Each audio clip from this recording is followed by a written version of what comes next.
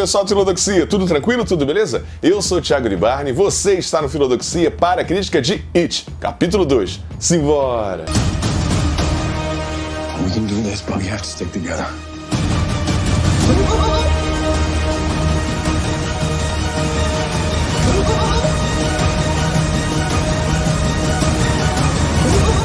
E aqui você já sabe, eu já vou pedindo logo, deixa o seu like maroto, se inscreve no canal caso ainda não tenha se inscrito, deixa um comentário aí no final assim que acabar o vídeo, não esquece de ativar o sininho para receber as notificações e, agora sim, bora começar! Olha aí, primeiro vídeo com microfone novo, que se você não viu, tem um unboxing aqui muito doido, vamos colocar aqui no card, do microfone, dos livros da Bienal, do meu robô aspirador. Mas o que eu quero falar mesmo é que esta crítica contém spoiler. Então vamos falar de It capítulo 1, assim também como capítulo 2, com spoiler, beleza? Então spoiler em 3, 2, 1... Go. Andy Muschietti faz aqui um bom trabalho dando continuidade ao universo criado lá em 2017. Mas as batidas se repetem. Isso é uma coisa muito chata no filme e você vê isso muito claramente com as batidas se repetindo. Aquela coisa que acontece no primeiro filme de todos os personagens irem se assustando, uma sequência atrás do outro, como se tivessem mini curtas dentro do filme. Isso se repete aqui no segundo filme. Mas antes da gente falar do que eu não gostei, vamos falar aí do que eu gostei. Eu gostei da decisão de botar o Rich assumidamente gay no filme, apesar de eu gostar da sugestão que é colocada no livro com relação à sua paixonite de adolescência, de infância com relação ao Ed. Eu gostei disso muito por conta do início do filme. O início do filme é muito bom porque mostra a questão da homofobia de uma maneira bastante nua, bastante crua. Ainda mais que a semana de estreia foi a semana envolvendo lá a questão da Bienal, do prefeito Crivella, da censura, da homofobia. Eu gostei disso particularmente porque o Rich ser gay de alguma forma encerra o arco que inicia o filme, que é essa temática da homofobia, colocando o Rich nesse contexto LGBT. Eu gostei disso.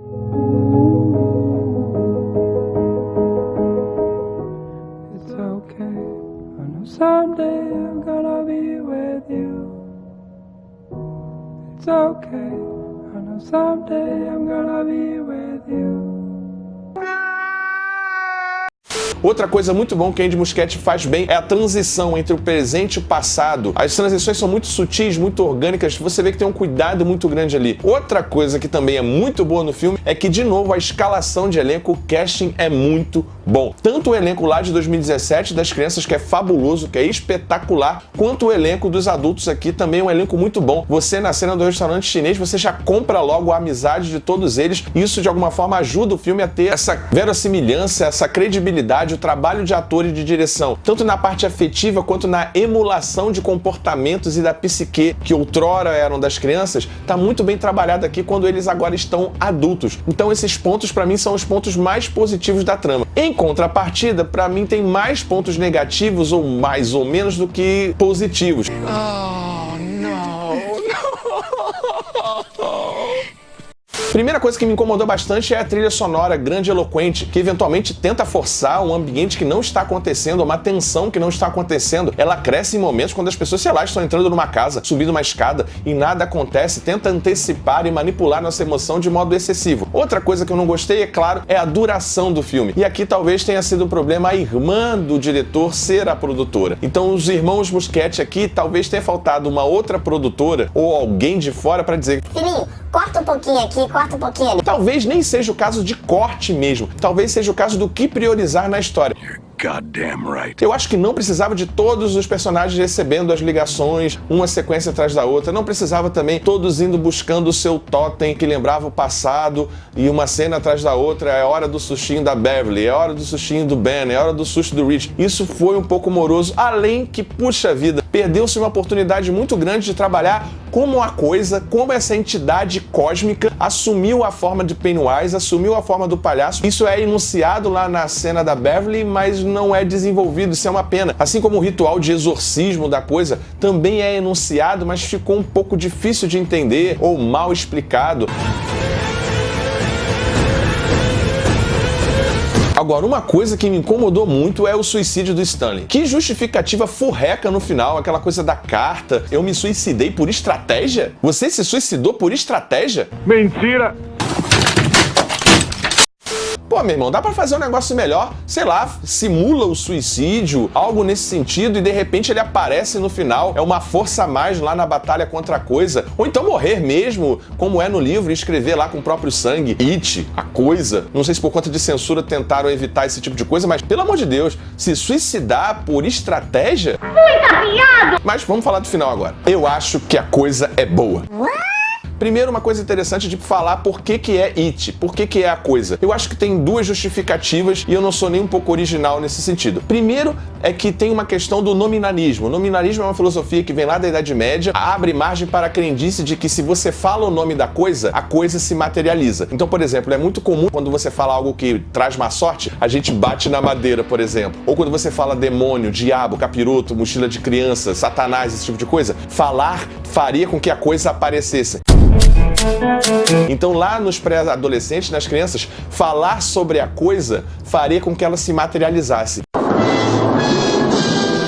Além do que, ela não tem forma. Então, uma coisa sem forma, eu não consigo nominar, eu não consigo determinar. Já que a coisa assume todas as formas dos medos mais íntimos, isso dentro da área de filosofia é a área da fenomenologia, do Edmund Russell, junto um pouco com Freud, a psicanálise, e também junta com Nietzsche, a questão da vontade de potência, daquilo que não me mata, me fortalece, que eu vou desenvolver mais adiante. Eu acredito que Stephen King foi muito feliz em dar esse nome de a coisa. Ao deixar inominável, ao deixar sem forma, isso dá mais medo, isso dá mais apreensão, porque está no campo da sugestão, no campo da imaginação. Outra questão interessante é por que a coisa, essa entidade cósmica, no livro é justificado que ela gosta de se alimentar de carne humana com o tempero do fluido do medo. Primeiro, eu acho que a coisa é um predador.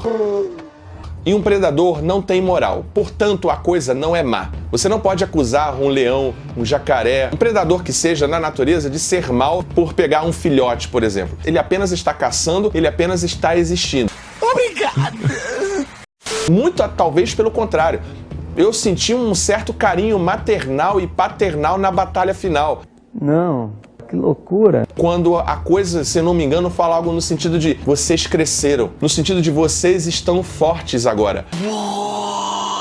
A coisa fez com que eles ficassem mais fortes. A coisa, de alguma forma, obriga-os a enfrentar os seus próprios medos, a enfrentar as suas próprias desilusões e inseguranças. E nessa obrigação de se unir e enfrentar os próprios medos, a coisa, essa entidade, fortalece todos os personagens. Eles se tornam mais fortes ao superar os seus medos, os seus traumas, de modo individual e de modo conjunto. Então o medo não necessariamente é algo mal. O Stephen King aqui eu acho que tem uma sacada muito boa, que se você consegue enfrentar, se você consegue agredir o seu medo, você se torna mais forte. Então o It, a coisa, essa entidade cósmica de gênero feminino criada por Stephen King, não é má, talvez até seja boa para os personagens, porque ajuda eles a enfrentarem seus traumas, ao materializar esses traumas. É um jeito de fazer uma espécie de terapia, que o filme é muito isso, é a ideia de terapia junto com a amizade, e ao mesmo tempo não vejo ela como má, ela só está caçando, e ela assume a forma que melhor se adequa para a sua caçada ser mais eficiente. Então o palhaço, a priori, é uma forma que ao mesmo tempo que atrai, é uma forma que assusta. Sabe aquele peixe das fossas abissais, que tem uma luzinha na ponta para atrair? O Pennywise, essa forma é um pouco isso, tem a luz na ponta, que são as 3 luzes da morte que estão ali, e ao mesmo tempo ele vai lá e pega a sua presa. Algo que fica muito bem evidente na cena que ele conquista lá a garotinha embaixo da arquibancada no jogo de beisebol, se eu não me engano. Isn't that what your friends call you? You're not my friend, you're scary.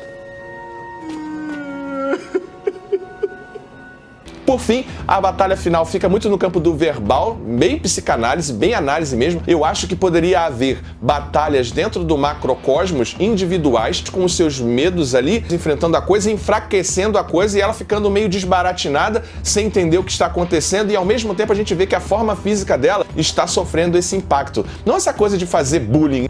Seu feio, rebelento, melecudo. Eu não gostei muito disso não, mas enfim, foi a opção do diretor, ficou meio anticlimático na minha opinião, poderia ter sido resolvido de uma outra forma. Que merda, hein? Tá bom, mas não é o seguinte...